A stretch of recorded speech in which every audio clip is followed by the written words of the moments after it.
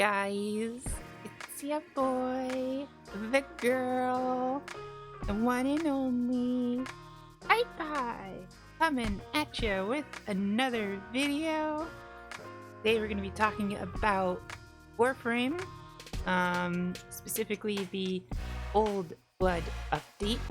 It's been a little over a week since this Old Blood's been spilled, and so there's been some time for it to settle in. You know, being a little bit easier to kind of analyze and assess without making snap judgments or anything. Especially with how much has been just released in this update, how much content there is. So I'm going to kind of divide this video up into about 3 sections primarily. The first section being the new Kuva Lich system, and it's going to be most everything tied to that. I'm going to just discuss it in that chunk there. The second section being the melee phase 2 changes, which will be most everything related to, you know, not necessarily going into the stats in particular, but kind of the broad strokes of like what changed with melee. The third section and the final section will just be a rundown of some random hits and misses that maybe weren't covered in the other previous 2 sections. I'll put a kind of the times say up here right now, unless I get lazy when I actually go to edit this, in which case they'll still be down in the description when they actually are, in case you just are interested in hearing, you know, about one thing. Maybe you heard a lot about melee so far, so you just want to hear about the liches, or maybe you just don't have too much time, you want to hear the quick hits, so you know, you can check that out there. One thing I will not be discussing in this video will be Grendel and his weapon, the Mass Eater. It's a pun. Get it? Mass Eater for the Warframe that is basically Kirby. Because I'm thinking maybe I'll save that video for another time, or save Grendel for a video for another time. Not 100% certain, might get lazy, who knows. Not going to discuss anything related to Grendel in this right now. So, without that, let's go ahead and get started with...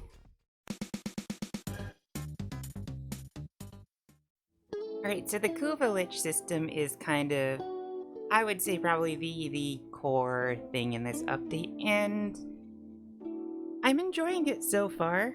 It is a grind, but I like the difficulty that's come with it, particularly if you happen to get a Lich up to level 5. Those missions in particular do provide a nice level of difficulty that feels endgame level. I don't want to use the term endgame really, but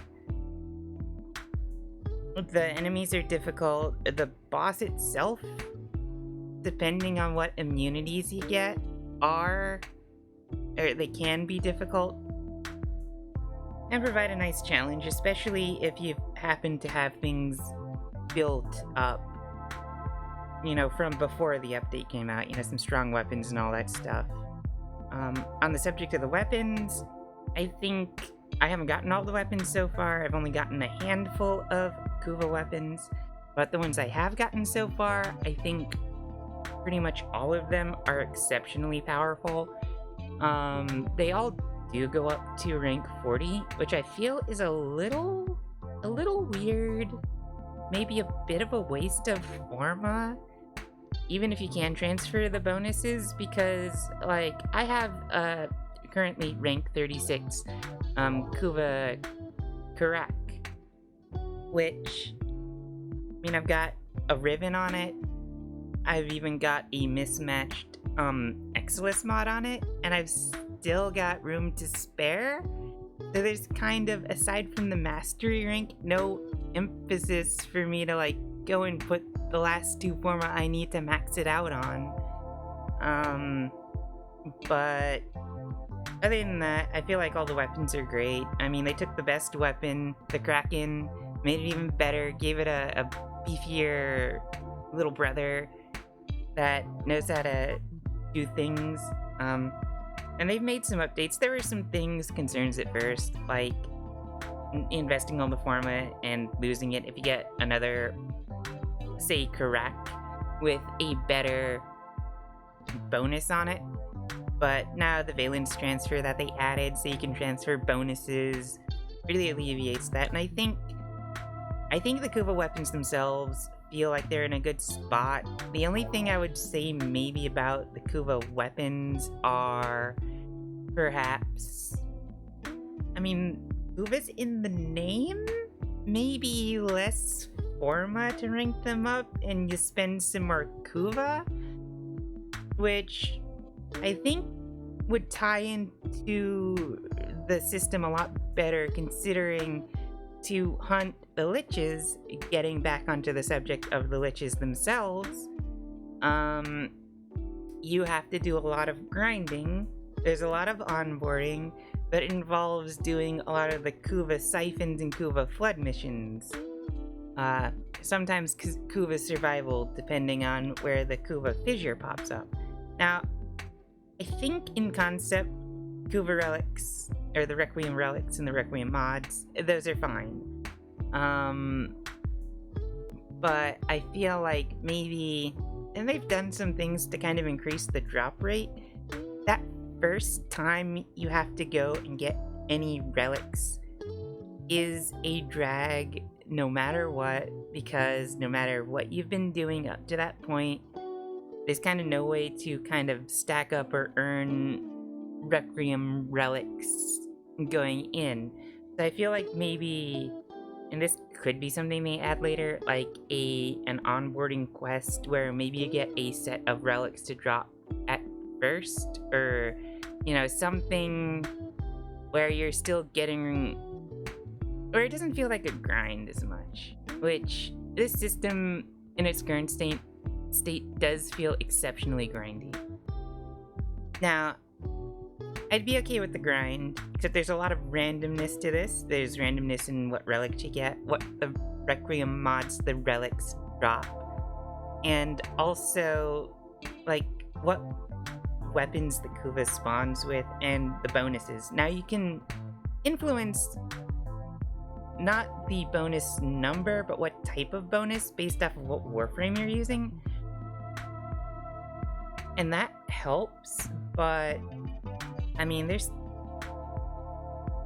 still feels exceptionally grindy, and to some level, that's okay, because if you have a grind, you do have a goal, and with as good as some of these Kuva weapons are, like, they're pretty good goals to grind out for.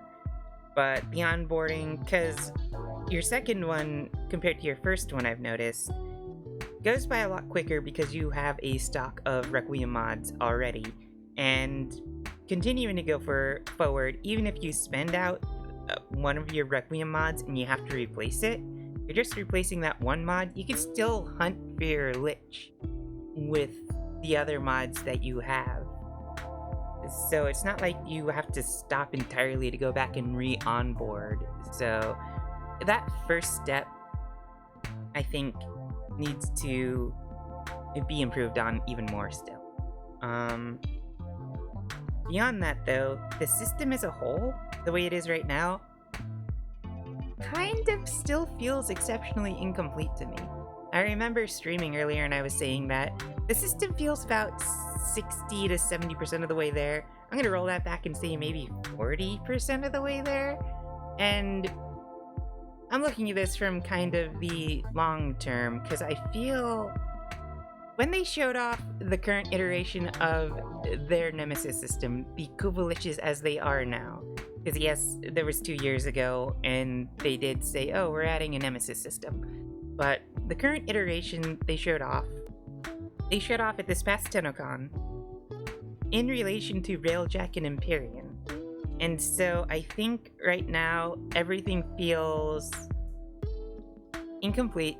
Things don't feel very reactive to the player as far as the Liches are concerned. Like, there's a spot on the map and you go through and like the Lich will show up randomly and you could choose to, ignore it or hunt it. If you choose to ignore it and you don't do anything, you just keep doing nodes, it'll just move the spot to another random point. But the thing I feel is that it's very, very passive. It's not like reacting to what you're doing. I feel like maybe as you're taking out certain nodes, maybe other ones will start filling it up across the map up to a certain amount, like whatever level the Lich is. Things that make it feel like, oh, the Lich is moving according to what you're doing, or like trying to respond in kind. Something like that, I think, would make the system feel a lot more involved. And I think a lot of this might come down to Railjack and Empyrean aren't out yet, and maybe those will be features related to that. Because they did show, like, in the, what was it, TennoCon? Yeah, this past TennoCon, in the trailers, they showed, oh, this Lich has a capital ship, a small fleet, and, like, you're taking a mission out to go and, like, just hunt the Lich in, like, his capital ship, raid the capital ship, and it had a specific type where it was leeching energy from the capital ship to power itself off. So I think some of this might come down to Empyrean not being out. Because if we remember the previous TennoCon, they did reveal this current iteration of the Kuva Lich system as a part of Empyrean. They showed the Lich with a capital ship and a fleet, and they had to take a mission out to go and hunt the Lich in their capital ship, and the Lich was using special abilities related to being in their capital ship that the current Liches just don't have. So hopefully some of this dynamic structure will come with Empyrean, the updates that are coming with it. I know they said it's only going to be Grineer at first still, but seeing things like, oh, your Lich is moving around the map, they're not just being static in one area, and like maybe as you take out certain nodes, other ones will fill in without you having to like wipe out their whole area first. Stuff like that, especially the like way you kill them, because right now, even if you learn all their words and you know the order, you still have to wait for them to randomly show up. But having like a base or a mission to go like hunt your Lich specifically, something where they'll be guaranteed to show up, having that would be nice. And that might come with Empyrean, because like they showed off Lich with a capital ship, so that is something you could raid theoretically. The other thing I would like to see, and this is speculation at this point, because they did say Grineer first. I don't think we're going to see necessarily Lich, Kuva spiked versions of the other factions, but we might see more like some kind of equivalent, like an Amalgam Prime Corpus or something like that. But I would like to see maybe, because you can only have one Lich active, maybe you have one of each faction, and some kind of like, not maybe a territory war, but something where like, oh, when the two territories of, say, like the Corpus one and the Grineer one line up, maybe instead of being just a regular extermination mission, it's a crossfire extermination, and either of the two could show up. But that's just speculation and wishing at this point, because right now we don't even have the full Grineer out yet, so DE's been reacting pretty quickly so far with updates for this Kuva system, little fixes, and it's good. And I think the reason they are reacting so quickly is because, like, this might very well be the first bit of Empyrean that we are seeing. Might be this, and then hopefully Dry Dock, maybe later this month, and hopefully more by the end of the year. I wouldn't be surprised if like Empyrean as a whole doesn't finish until January or February, much like Fortuna did last year. But like the way they showed this system being as tied to Empyrean back at TennoCon as they did makes me think this is a sign that they want to try and get things ready for Empyrean to come out sooner rather than later. And that has me excited. It has me interested enough to put up with the exceptional grind right now to see what's coming.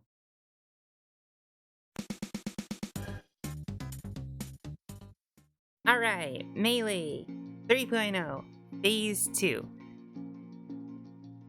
I've had some time to think about it. I've done a lot of meleeing so far, and I'm mostly satisfied with it. There are some misgivings I had originally that I've kind of settled on. Yeah, the Redeemer got that huge nerf, and that's kind of a shame. But it's still a fun weapon to use, particularly like with the stance reworks. A lot of stances you probably would not have used before, like High Noon, are a lot more usable now. Like, I think I prefer using my Redeemer with High Noon than Bullet Dance, partially because it's a little more controllable, but also because you're leaping into the air and doing a lot more shooting. I think that mods that affect the combo duration and the combo counter, because most of what made the Redeemer good before was condition overload, and in the case of using it as an Eidolon machine, racking up that combo count. I think mods that affect the combo counter, whether it's initial combo count, or combo efficiency, or combo duration, I think those mods have become exceptionally more useful now because of how the combo counter works and because it's an all or nothing thing with heavy attacks. Exceptions being if you have efficiency mods, so I think that's exceptionally good. The stances as a whole, I think, are great. They're a lot more fluid and fun to use, especially ones, with weapons that let you basically drive by. So I think that's where the range comes in. I think range is still a factor, but it's now a lot less of a factor than it was before. I don't think you necessarily need to have reach or primed reach as a mandatory mod, depending on what stance you're using. Some stances I still think benefit from like, oh, I want more range. But other stances I feel like, oh, they have gap closers now, and the gap closers are a lot more controllable. So those make up for, say, a lack of range. But I think most weapons as a whole feel better than they did before, even the ones that were exceptionally long range. Exception to this, I still think fist weapons are maybe a little not great to use, but that's just me. As far as the mods go, I think the variety with the changes are welcome. I like having options, and yes, it hurts that condition overload was nerfed the way it was, not just like with the maxing out at 3 statuses, but the whole, they reworked the way it's factored in to the damage multiplication, so that it's not multiplied, it's additive, which makes it not stack very well with primed pressure point. But I think the people that are saying that, oh, it's now the status replacement for pressure point, so like if you're going full status, you use condition overload, whereas if you're going crit or hybrid, you stick to pressure point. I like that as an idea. I don't know if it's necessarily there. I think maybe some stat tweaking could be done a little bit on condition overload to make that a little bit better feeling. But I like that as a concept, so that you have like now more than just like 1 or 2 distinct builds. Because before it used to be you go crit or you go full status with condition overload and low quit, but you still have pressure point.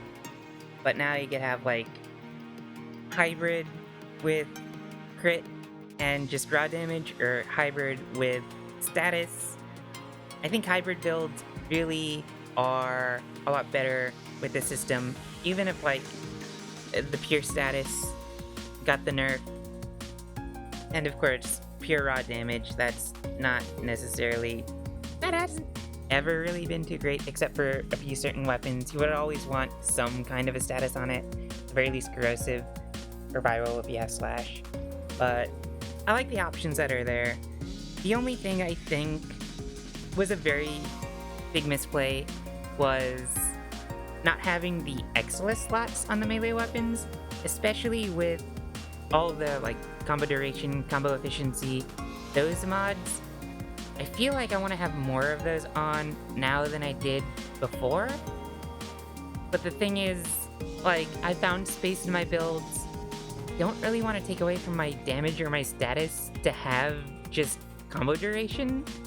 So, Excellus mod slot that I could just slap like body count or even drifting contact. That would be great. So, I hope they don't take too long to add in these Excellus mod slots. I hope it comes out before Melee 3.0 Phase 3, because I really want those. I feel that would make a lot more builds feel a lot more complete than they do right now. As far as heavy attacks go, and the reason why I think combo duration and these other combo mods are a lot more important now is because of the heavy attacks. I don't like them still. They drain, it's an all or nothing, goodbye to your combo meter, one attack for all that combo just doesn't feel good, even now, unless you have a high combo efficiency so it's not draining everything. They don't do enough, in my opinion, to warrant spending out your combo meter. Especially if you're running, Blood Rush, Berserker, the mods that rely on having your combo count up, it just doesn't feel good. There are a few notable exceptions, though. The Zenith Star, because the disc is now affected by that combo count, so if you have a 12 times multiplier, it's out there for a lot longer. Glaives as an exception, because for some reason you can actually build your combo with them using the heavy attacks, because the heavy attack is the throw. So that seems weird, a little inconsistent. Other weapons with, I don't want to say special heavy attacks, but like the cost assist, for example, where when you use the heavy attack, it actually throws out an area of effect, corrosive thing on the ground, because the corrosive thing is also affected by the combo multiplier, so that feels worth it. Sparring weapons, and I'm gonna say sparring weapons because I think all the stances have the same heavy attacks, because it's an area of effect, causes lifted, it hits around you, not just like in front, so it's a good heavy attack. It actually feels good to use, unlike, say, the Tekko, where it's just like, I'm gonna stick my fist out. And yes, I know heavy attacks have combo strings to them. It only lists like one button, but you can hit the button like 2 or 3 times to get a string, and the entire string is affected, but most of those combo strings don't feel worth using. It's like better to just keep your combo rolling and use your regular attacks. And yes, I know the combo counter racks up a lot faster. That still doesn't make using a heavy attack feel worthwhile, aside from those notable exceptions. There are a couple of things I think I would do if I was in, the position of making the calls for this change. That might make things feel a little bit better. Maybe have a little bit of just innate combo efficiency, so that you're not just going from all to nothing with a single heavy attack. That would be nice. The other thing, maybe rework some of these heavy attacks so they're a little bit more special and worth using.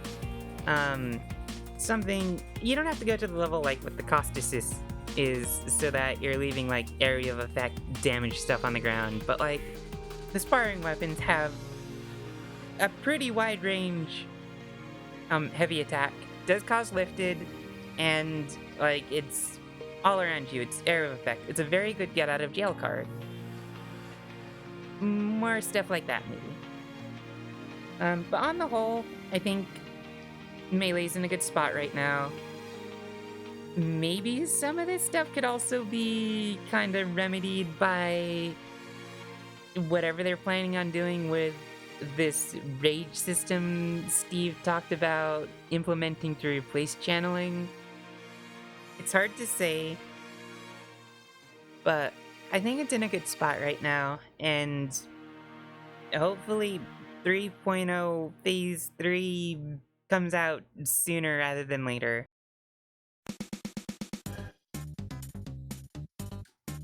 Alright, and now we get on to the quick hits and quick misses.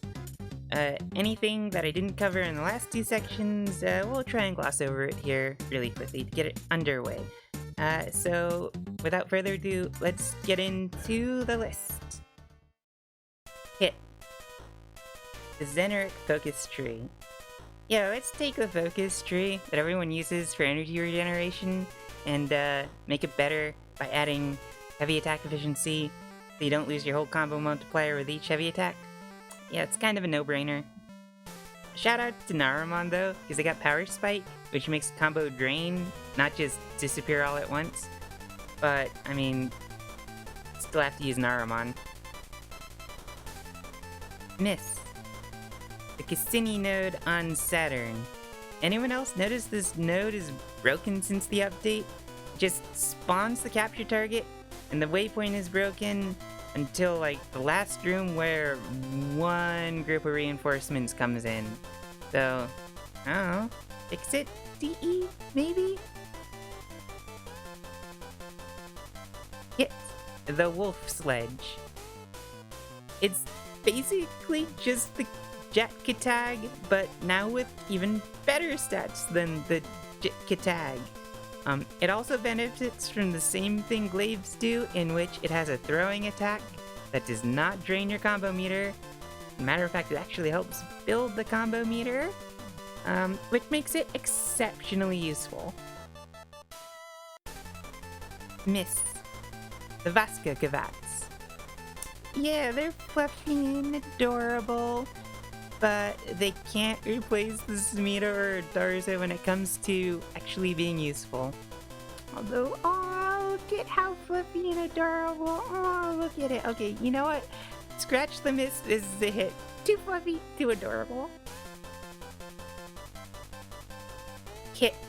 The extra config slots. 6 Saren mod configs. 6 appearance setups. More to come later, maybe? Miss. The Kuva Lich Hunter Pack. Yeah, this pack. Those Requiem mods just being available for a platinum purchase. It still feels bad. Does not feel good. Too free to play, free to win. Hit. Ragdoll fun. Thank you, Lifted Status. You've made the ragdolls feel a lot more fun than just ragdolling everything when you do a heavy slam. Miss. The Grendel Unlock missions. Missions with no mods? Definitely not engaging. And seems super conducive to using cheese strats as well. Looking at you, Octavia, Wukong, Equinox, Mirage, anything with a clone. Because for some reason, right now, like, even though your weapons don't apply mods when you're using them, you spawn a clone, that clone's gonna have a weapon that's fully modded out. Even works with Mirage's illusions, at least so far. Abuse it till it's patched. Hit. The Ember rework.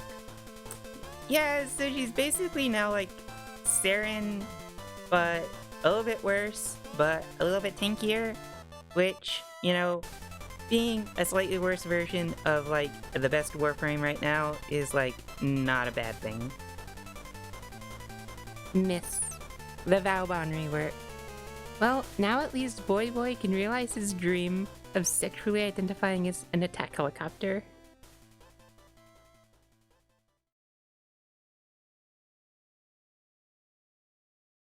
Alright, congratulations to you to making it to the end of the video. I hope you enjoyed everything. Let me know your thoughts to Old Blood, anything that I talked about here, the systems, your hopes and dreams for it in the comments below. me know if you have a quick hit or a quick miss, things you like, things you don't like. And don't forget to like, follow, and subscribe.